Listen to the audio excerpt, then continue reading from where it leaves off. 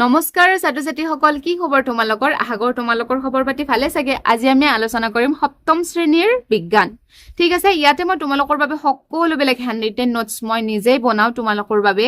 গতিকে তোমালোকে যদি মোৰ চেনেলত নতুনকৈ আহিছা বা আগৰে পৰা চাই আছা তেনেহ'লে ভাল কথা, আৰু যদি নতুনকৈ আহিছা মোৰ চেনেলটো প্লিজ ছাবস্ক্ৰাইব কৰি থ'ব। চ' এতিয়া এই বিজ্ঞানৰ আজি আমি আলোচনা কৰিম 5 নম্বৰ অধ্যায়, কৈশোৰ অৱস্থাৰ বৃদ্ধি আৰু পৰিৱৰ্তন। যে কৈশোৰ অৱস্থাৰ বৃদ্ধি আৰু পৰিৱৰ্তন, ওকে। এইটো চেপ্টাৰ তোমালোকেতো কৈশোৰ অৱস্থা মানে কি গমে পাইছা। এই কৈশোৰ যেতিয়া মানে এতিয়াই তোমালোকৰ কৈশোৰ অৱস্থা হয়নে নাই, যিটো বয়সত তাৰ মানে তোমালোকৰ বৃদ্ধি বিকাশ হয়, মনবোৰ অকণমান বেলেগৰ প্ৰতি আকৰ্ষিত হয়, তোমালোকৰ সলনি হ'ব ধৰে, ছোৱালীবিলাকৰ ঋতুচক্ৰ আৰম্ভ হয়, ল'ৰাবিলাকৰ মাত গলগলীয়া হয়, ছোৱালীবিলাকো মানে বেলেগ লিংগৰ প্ৰতি আকৰ্ষিত হ'ব ধৰে। বৰ্তমান যিটো বয়স মানে সেইটোৱে কৈশোৰ। চ' এই চেপ্টাৰটোৰ জৰিয়তে আমি এই কৈশোৰ অৱস্থাৰ ল'ৰা ছোৱালী উভয়ৰে এই পৰিৱৰ্তনৰ বিষয়ে আমি আলোচনা কৰিম, আৰু এই অধ্যায়ৰ বিষয়ে জনাটো আমি অতি জৰুৰী হয়নে। গতিকে আৰু এই চেপ্টাৰটোক আমি গ্ৰথ এণ্ড চেঞ্জেছ ডিউৰিং এডলচেঞ্চ, ঠিক আছে। চ' ইয়াৰে আমি সকলোবিলাক প্ৰশ্ন উত্তৰ তোমালোকৰ বাবে হেণ্ড ৰিটেন নোটছ কৰি বনাইছো। আশা কৰোঁ তোমালোকৰ ভিডিঅ'টো শেষলৈকে চাব, স্কিপ নকৰিব। সকলোবিলাক প্ৰশ্ন উত্তৰ লিখি ল'বা, ভালদৰে মুখস্থ কৰিবা, তেতিয়া মাৰ্ক পাবা, গম পাইছানে। এনেই আৰু মানে সেই কৰিলে তোমালোকৰ মানে একো নহ'ব। চ' এতিয়া আমি ডাইৰেক্ট আহিছো আমি প্ৰথম অনুশীলনীলে। অনুশীলনীত কৈছে যে শুদ্ধ উত্তৰৰ গলকটো সম্পূৰ্ণ কৰা। অনুপ আৰু ইকবাল দুয়োৰে বয়স প্ৰায় 12 বছৰ। অনুপৰ মাতটো গভীৰ আৰু ভঙা ভঙা ধৰণৰ হ'বলৈ আৰম্ভ কৰিছে, আনহাতে ইকবালৰ মাতটো এতিয়াও সলনি হোৱা নাই। ইয়াৰ শুদ্ধ ব্যাখ্যা কি? আমাক অপশ্যন দিছে, অনুপ স্বাস্থ্যৱান নহয়, ইকবালে কেতিয়াও এই পৰিৱৰ্তনৰ অভিজ্ঞতা লাভ নকৰে, কৈশোৰকালৰ পৰিৱৰ্তনৰ সময় আৰু গতি ব্যক্তিভেদে বেলেগ বেলেগ হয়, কৈশোৰত মাতৰ পৰিৱৰ্তন কেৱল কিছুমান ল'ৰাৰ ক্ষেত্ৰতে ঘটে। চ' শুদ্ধ উত্তৰটো হ'ব আমাৰ চি, যে কৈশোৰ কালত পৰিৱৰ্তনৰ সময় আৰু গতি ব্যক্তিভেদে বেলেগ বেলেগ হয়। সেইটোৱে মানে কৈশোৰ কালত কি হয়, এই ল'ৰাবিলাকৰ মাতবিলাক চাবাচোন হঠাৎ সলনি হৈ যায়, গলগলীয়া হৈ যায়, যে আমি কওঁ ল'ৰাবিলাক, অ' তোমাৰ মাতটোচোন কেনেকুৱা হৈছে ন, তেনেকে চেঞ্জেছ আহি যায়। চ' শুদ্ধ উত্তৰ হ'ব আমাৰ C2। এবাৰ 2টোত আহিছো। 2 নম্বৰটোত কৈছে যে তলৰ কোনটো ল'ৰাৰ গৌণ যৌন চৰিত্ৰ, কোনটো হ'ব আমাৰ? বহল নিতম্ব, ঋতুস্ৰাৱৰ আৰম্ভণি, মুখমণ্ডলত নোমৰ বিকাশ, স্তনৰ বিকাশ। শুদ্ধ উত্তৰ হ'ব আমাৰ অপশ্যন নম্বৰ চি, মুখমণ্ডলত নোমৰ বিকাশ। তোমালোকে এই অপশ্যনেল কুৱেশ্যন বিলাক একেবাৰে মানে মিছ নকৰিবা, এক্সামত এইবিলাকৰ পৰাই মাৰ্কিং উঠাব সহজ, গম পাইছানে। এইবিলাক যদি সহজ প্ৰশ্নবিলাক যদি মানে মুখস্থ নকৰা, কি ক'ম আৰু তোমালোকক, এইবিলাক একদমেই মিছ নকৰিবা, অ'কে। এবাৰ আমি আহিছো 3 নম্বৰলে। 3ত কৈছে যে ৰাণী এগৰাকী কিশোৰী ছোৱালী, শেহতীয়াকৈ তেওঁ সঘনাই বিভ্ৰান্ত আৰু কেতিয়াবা অকাৰণতে উদাস হৈ পৰে। এই আৱেগিক পৰিৱৰ্তনবোৰ ইতিবাচকভাৱে পৰিচালনা কৰিবলৈ ৰাণীয়ে কি কৰা উচিত? অকলশৰে থকা উচিত, অনুভৱবোৰ নিজৰ মাজতে ৰখা উচিত, সংগীত বা ক্ৰীড়াত অংশগ্ৰহণ কৰা উচিত, আৰু বিশ্বাসযোগ্য প্ৰাপ্তবয়স্ক ব্যক্তিৰ সৈতে সেই বিষয়ে কথা পতা উচিত, আৰু দ্বিতীয় দিয়া আছে সামাজিক মাধ্যমত অধিক সময় কটোৱা উচিত। আমাৰ শুদ্ধ উত্তৰ হ'ব আমাৰ অপশ্যন নম্বৰ চি, যে সংগীত বা ক্ৰীড়াত অংশগ্ৰহণ কৰা উচিত আৰু বিশ্বাসযোগ্য প্ৰাপ্তবয়স্ক ব্যক্তিৰ সৈতে সেই বিষয়ে কথা পতা উচিত। মানে এইটো বিষয়ত তেনেকুৱা হয় মনবিলাক, গম পাইছা। আৰু 4 নম্বৰটো কৈছে কৈশোৰ কালত ডিজিটেল সঁজুলিৰ অত্যাধিক ব্যৱহাৰৰ প্ৰভাৱত কি হ'ব পাৰে? এইটো দিছে যে আমাক টোপনি ভাল হ'ব পাৰে, স্বাস্থ্যৰ ক্ষতি হ'ব পাৰে, কিশোৰ কিশোৰীসকল অধিক সামাজিক কৰি তুলিব পাৰে, পঢ়া শুনাত মনোযোগ বৃদ্ধি হ'ব পাৰে। আমাৰ কি হ'ব? স্বাস্থ্যৰ ক্ষতি হ'ব পাৰে।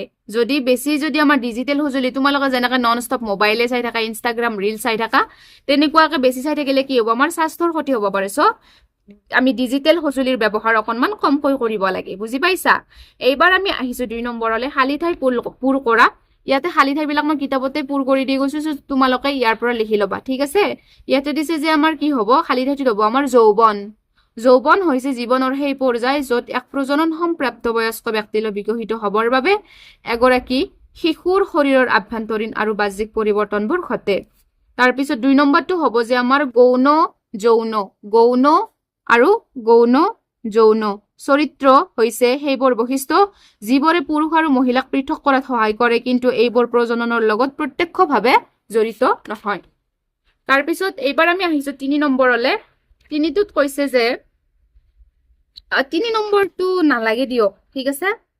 3 নম্বৰটোত কৈছে নিম্নলিখিত বিবৃতিসমূহ সত্য নে অসত্য উল্লেখ কৰিব দিছে, আৰু তাৰ কাৰণ আমাক ব্যাখ্যা কৰিব দিছে, ঠিক আছে।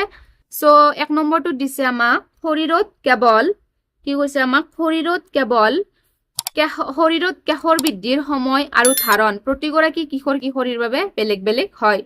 এইটো সত্য হ'ব নে অসত্য হ'ব? 3ৰ 1টো, এইটো 3ৰ 1ৰ উত্তৰ সত্য। কি হ'ব আমাৰ সত্য? 3ৰ 1ৰ উত্তৰ 3ৰ 1 নম্বৰ, এইটো 3ৰ 1 নম্বৰ সত্য।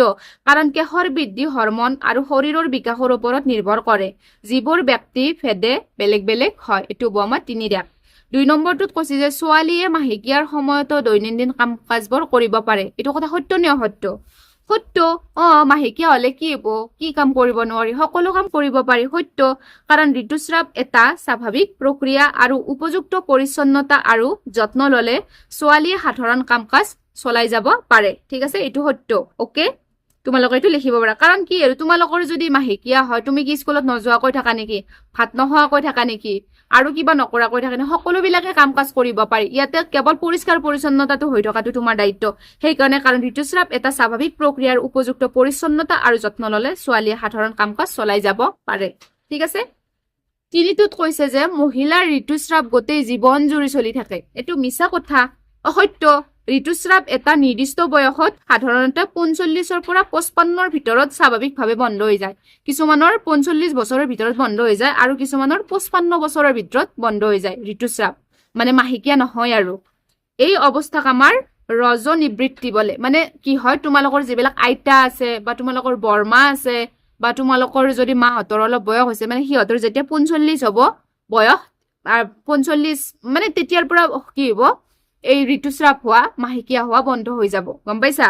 চ' এইটো উত্তৰ তোমালোকে লিখি ল'বা যে অসত্য। ঋতুস্ৰাৱ এটা নিৰ্দিষ্ট বয়সত সাধাৰণতে 45ৰ পৰা 55 বছৰ বয়সৰ ভিতৰত স্বাভাৱিকতে বন্ধ হৈ যায়। এই অৱস্থাক আমাৰ ৰজনিবৃত্তি বোলে। চ' এইকেইটা প্ৰশ্নৰ উত্তৰ একদম ভেৰি ভেৰি ইম্পৰ্টেণ্ট, পৰীক্ষাত আহিব, তোমালোকে মুখস্থ কৰিবা যেনেকৈ কি নহওক। ঠিক আছে, এইবাৰ আহিছো আমি 4 নম্বৰ। কৈছো তলৰ শব্দ শৃংখল সমাধা কৰা। মানে এনেকে দি থৈ দিছে, দি থলে আমাক থিয়কৈ মানে এইকেইটা দি থৈ দিছে আৰু থিয়কৈ 1 একটা দি থৈ দিছে আৰু পথালিকৈ এনেকে এইকেইটা দি থৈ দিছে। ঠিক আছে, চ' ইয়াৰে ওপৰত আমাক 4 নম্বৰটোৰ সলিউশন কৰিব দিছে। 4 নম্বৰৰ প্ৰশ্নটো তোমালোকে পঢ়ি ল'বা। গম পাইছানে?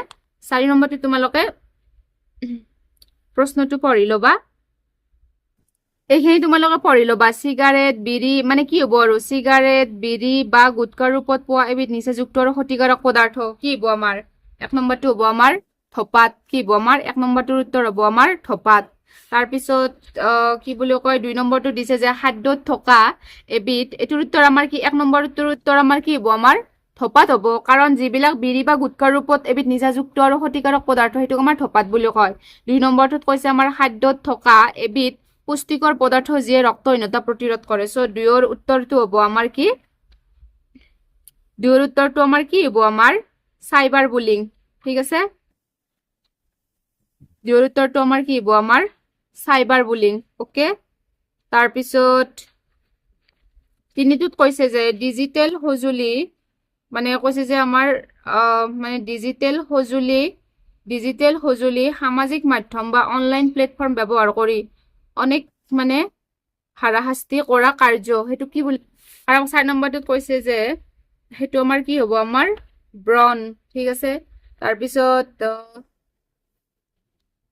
এবাৰ এইটো 5 নম্বৰটো কৈছে যে ঋতুস্ৰাৱক সাধাৰণ ভাষাত ডেছ বুলি জনা যায়। সাধাৰণ ভাষাত কি বুলি জনা যায়? ঋতুস্ৰাৱক মাহেকীয়া বুলি জনা যায়।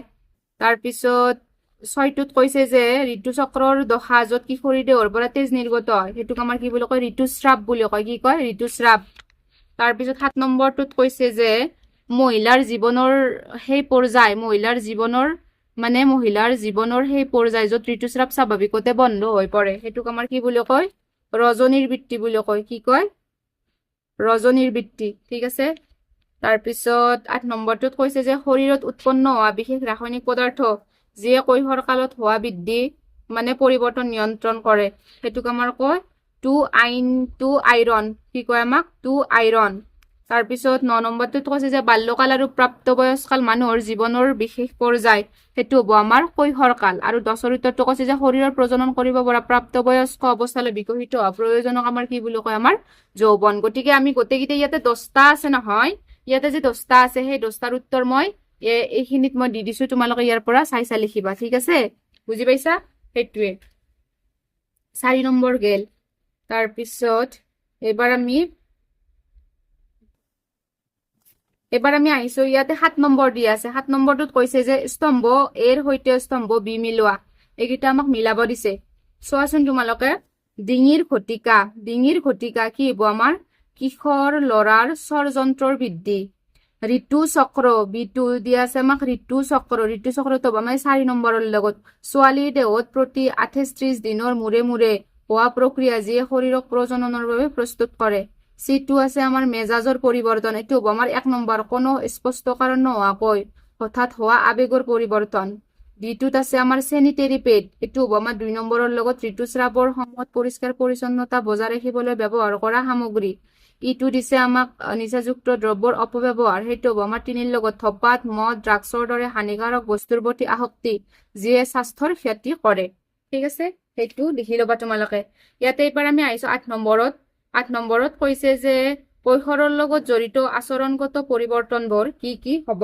পাৰে সো 8 নম্বৰ উত্তৰ মই লিখি লৈছো এইটো হ'ব কৈশোৰৰ লগত জড়িত আচৰণগত পৰিৱৰ্তনবোৰৰ ভিতৰত সৃষ্টিশীল আৰু ক্ৰীড়া কাৰ্যত আগ্ৰহ বুদ্ধি মুকলিকৈ অনুভৱ প্ৰকাশ কৰা সহজে বিৰক্ত হোৱা অকলশৰীয়াকৈ থাকিবলৈ ভাল পোৱা আৰু কেতিয়াবা আনৰ সৈতে কথা পাতিবলৈ অনিচ্ছা প্ৰকাশ কৰা আদি অন্তৰ্ভুক্ত মানে কৈশোৰ কালত মানে যিটো হৈ থাকে কেতিয়াবা কাৰোবাৰ লগত মানে সৃষ্টিশীল ক্ৰীড়া কাৰ্যত আগ্ৰহ কেতিয়াবা মুকলিকৈ অনুভৱ কৰিব কেতিয়াবা সহজে বিৰক্ত মানে তৎক্ষণাত খং উঠিব কেতিয়াবা অকলশৰে থাকিব ভাল পাব কেতিয়াবা আনৰ সৈতে কথা পাতিবলৈ অনিচ্ছা প্ৰকাশ কৰিব এইবিলাক হৈছে আমাৰ কিছুমান কৈশোৰ কালৰ কিছুমান আচৰণ সো এই উত্তৰখিনি তোমালোকে ইয়াৰ পৰা চাইছে লিখি ল'বা ঠিক আছে এইটোৱে সো এবাৰ আহিছো আমি 9 নম্বৰত কৈছে যে কৈশোৰ কালত সুষম আহাৰ গ্ৰহণ কৰাটো কিয় গুৰুত্বপূৰ্ণ 9ৰ উত্তৰটো হ'ব আমাৰ কৈশোৰ কালত সুষম আহাৰ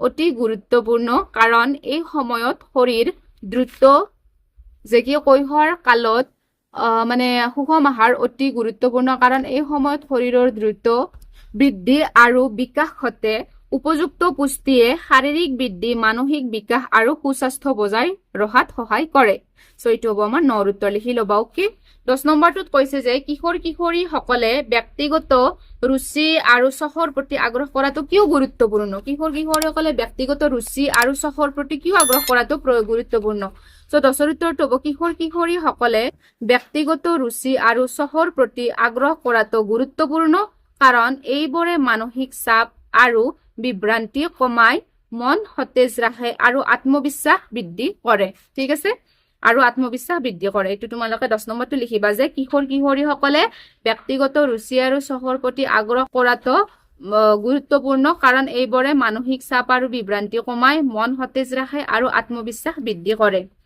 তাৰপিছত 11 নম্বৰটো আছে যে সাইবাৰ উৎপীড়নৰ বিভিন্ন ধৰণবোৰ কি যে সাইবাৰ উৎপীড়নৰ বিভিন্ন ধৰণবোৰ কি সো 11ৰ উত্তৰটো হ'ব আমাৰ সাইবাৰ উৎপীড়নৰ বিভিন্ন ধৰণ হ'ল 1 নম্বৰ অনুমতি নলোৱাকৈ আনৰ ব্যক্তিগত তথ্য ফটো বা ভিডিঅ' শ্বেয়াৰ কৰা 2 নম্বৰটো হ'ব ভয় দেখুওৱা বা বিভ্ৰান্তিকৰ বাৰ্তা পঠিয়াই আনক হাৰাশাস্তি কৰা 3 নম্বৰটো হ'ল আনৰ বিষয়ে মিছা ষ্টজব বা ভুল তথ্য অনলাইনত বিয়পোৱা সামাজিক মাধ্যম বা আন প্লেটফৰ্মত ক্ষতিকাৰক অপমানজনক বা অশোভন মন্তব্য পোষ্ট কৰা সো এইবিলাক তোমালোকে মনত ৰাখিবা কাৰণ আজিকালি যেহেতু এইবিলাক হৈ থাকে সেইকাৰণে এইবিলাক হৈছে আমাৰ সাইবাৰ উৎপীড়নৰ বিভিন্ন ধৰণৰ এইবিলাক কি বিভিন্ন ধৰণ কোনোবা কাৰোবাক যে ভয় দেখুৱাবও পাৰে কোনোবাই কাৰোবাক মিছা বেয়া ফটো ভিডিঅ' বনাই আজিকালি যে ছ'চিয়েল মিডিয়াত প্ৰচাৰ কৰে তোমালোকতো গম পোৱাই ন গতিকে এইকেইটা অপশ্যন লিখি ল'বা 1 2 3 4টা এই 4টা অপশ্যন লিখিলে তোমালোকে ফুল মাৰ্ক পাই যাবা ওকে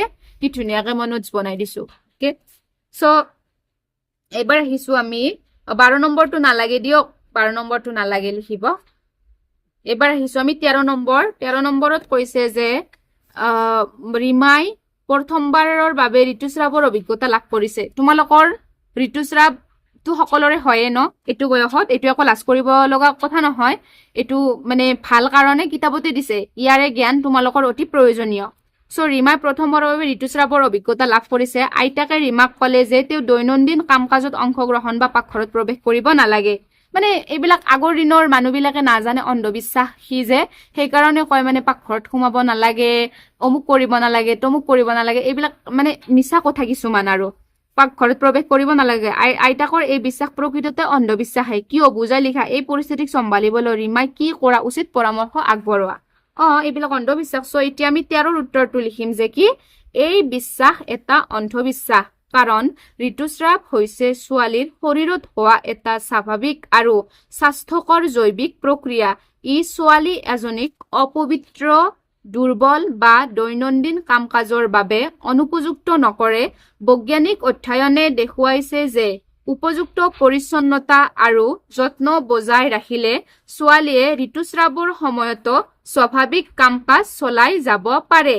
এই পৰিস্থিতিক চম্ভালিবলৈ ৰীমাই শান্তভাৱে আইতাকক ঋতুস্ৰাৱৰ বৈজ্ঞানিক সত্যবোৰ বুজাই কোৱা উচিত আৰু এই বিষয়ে সন্মানজনকভাৱে মুকলিকৈ আলোচনা কৰা উচিত। লগতে তেওঁ পৰিচ্ছন্নতা বজাই ৰাখি সঠিকভাৱে স্বাস্থ্য সামগ্ৰী ব্যৱহাৰ কৰি আত্মবিশ্বাসেৰে দৈনন্দিন কাম কাজ চলাই যোৱা উচিত। এইটো তোমালোকে লিখি ল'বা, ঠিক আছে? লিখি ল'বা। গতিকে সেইটোৱে আছিল আৰু আমি 13 নম্বৰৰ উত্তৰখিনিতো লিখিয়ে ল'লো। বাকী ইয়াতে যে আছে 14 নম্বৰ, এইবিলাক মানে পৰীক্ষাত নাহে। ৰীমাই মাহেকীয়াৰ সময়ত চেনিটেৰী পেড ব্যৱহাৰ কৰে। তোমালোকে যে ব্যৱহাৰ কৰে চেনিটেৰী পেড, মানে ষ্টেপ ফ্ৰী বুলি কওঁ আমি, ষ্টেপ ফ্ৰী বা ৱিস্পা।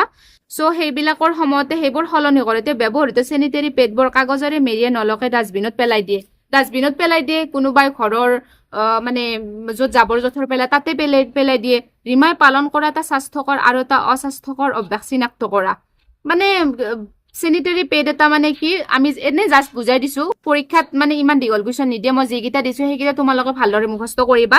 মানে এই চেনিটেৰী পেডবিলাক যেতিয়া মানে আমি কাগজৰে বা যেতিয়া আমি ষ্টেপ ফ্ৰী বিলাক যেতিয়া পেলাওঁ, সেইবিলাক পেডবোৰ যেতিয়া আমি কাগজৰে মেৰিয়াই পেলাওঁ, তেতিয়া আমাৰ মানে কি হয়, বেলেগ জাগাত মানে সেই বেয়া বীজাণুটো মানে আমাৰ বিয়পি যাব নোৱাৰে।